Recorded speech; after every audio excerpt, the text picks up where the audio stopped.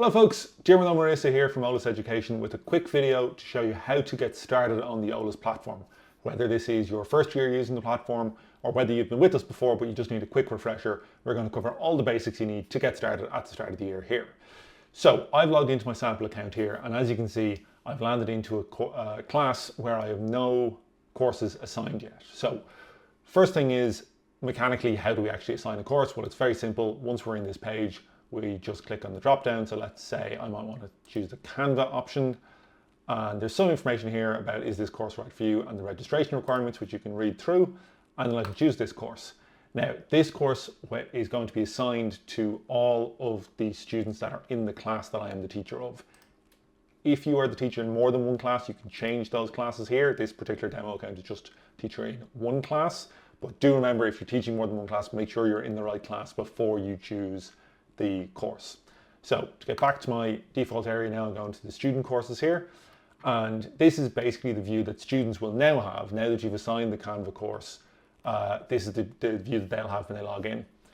So if you've never used it before, very simple to get started. We've assigned the course, we just click into the introduction here, we'll get our video up, we can play that video.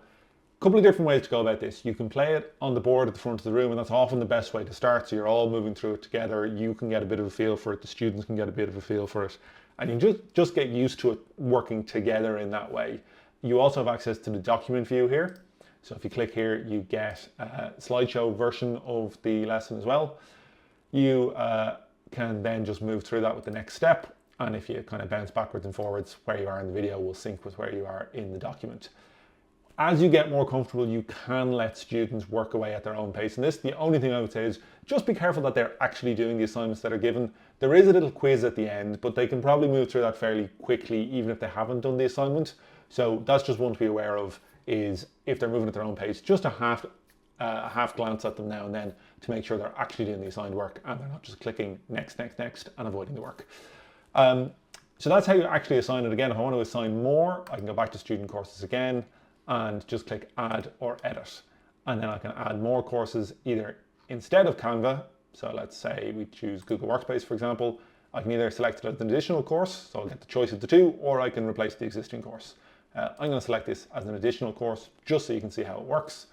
And we'll see in just a second that this is going to show up for us. And so we've got the two of them added here at the top.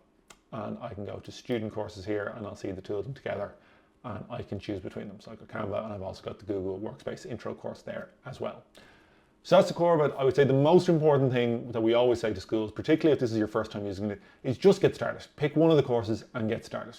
Now, we do often get the question, well, which one should I start with? And a few rules of thumb.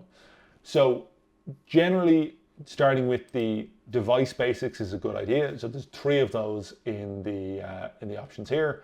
So there is, if I scroll down, we've got the Chromebook basics. So if you're using Chromebooks, this is the place to start. We also have iPad basics if you're using iPads, and we have Windows basics down here if you're using Windows devices. Those are only 3 lessons, so they're fairly quick to go through. Even if your students are fairly familiar with the devices already, that can be useful. There's often kind of just bits that we've maybe skipped over if we haven't done a formal introduction to those devices. So even if your students have some basic skills, it's still a good idea to start with those basics courses.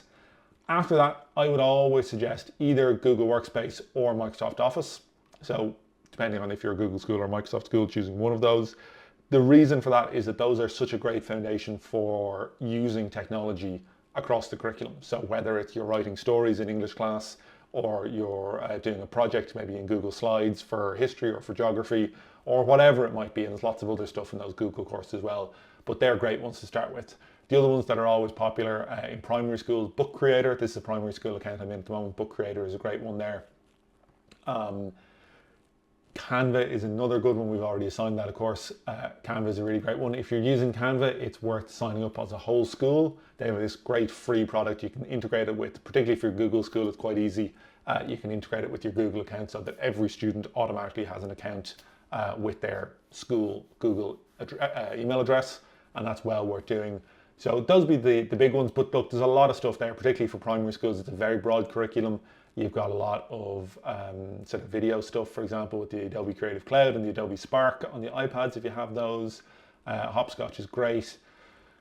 There's online safety stuff depending on which age group you're looking at. There's a whole variety of those, and Scratch course is great as well. So the whole variety of things. It is worth noting as well, I'm in as a 6th class teacher here. All the courses you're seeing here are the 6th class versions. So now some of those will be quite similar to the 5th class, some of them will be very different, but just to be aware that the versions you're seeing here should be suitable for your age group, whatever that age group is, assuming you're in the right class. So that is selecting the courses. As I say, the most important thing is just pick something and get stuck in. What we find is if schools actually start, or if classes actually start using Olus, they tend to continue. The hardest step is just taking that first step and getting started. A few other very quick bits before I let you go. The main one here is, as a school admin, assuming you're the school admin, is understanding how your admin area works. And it is very straightforward. If you've uploaded your own classes, you'll be familiar with this already. So if we go into classes here, you get your list of classes. If you need to change who the teachers are, for example, or the name of the class, you can go into edit and you can change the class name. You can change the teachers attached to it, just a drop down. You can tick or untick those as you like. And you'll also get, this is obviously a sample class, but you'll get your list of students there for your real classes. You can also download the QR codes here if you want to log in with QR codes. If your students are not routinely logging into their Google Workspace accounts, this can be handy. That will come down as a PDF. Just takes a couple of seconds and you get a page here with all of the students in that class. So you could, particularly for a primary school, maybe you would cut those up, and sometimes you see schools will sort of laminate them, cut them up and take them into a homework journal or that kind of thing. So that can be quite handy as well. If you have new teachers or if teachers change during the year, you can come into the teachers section here in the admin area, and you can either add teachers or you can edit them. You can change their class assignments, all that kind of thing from here. If a teacher leaves the school, you can delete them from here. And the very same with the students. You can add students here, you can upload students, all that kind of stuff. And that's basically the heart of it. There's also a teacher training module over here where you can do your Google Workspace and your Microsoft courses, and there will be AI landing there early in the 2025-26 school year. There'll be an AI course here for teachers as well. There will be a separate video landing on the progress and assessment section because there's various new features landing there soon. But that, for this video, is all I wanted to go through. So again, just to really emphasize, student courses is kind of your home screen. You can assign your courses here. When you assign them, they will automatically be made available to all of the students in the class that you are currently in. So if you've just got one class, it'll be that class. Otherwise, you can edit them down in the corner here. And the most important thing, by far the most important thing for you, for all the teachers in your school, is just pick a course and get started. Because once you build up a bit of momentum, it becomes really easy. And integrating digital learning into your classroom, into other subjects, becomes so much easier as you go. So it's a massive return to just getting started. The very best of luck with it. Reach out to us, hello@olus.education, if you've got any questions. That's hello@olus.education, and we'll see you again in the very next video. Best of luck with it.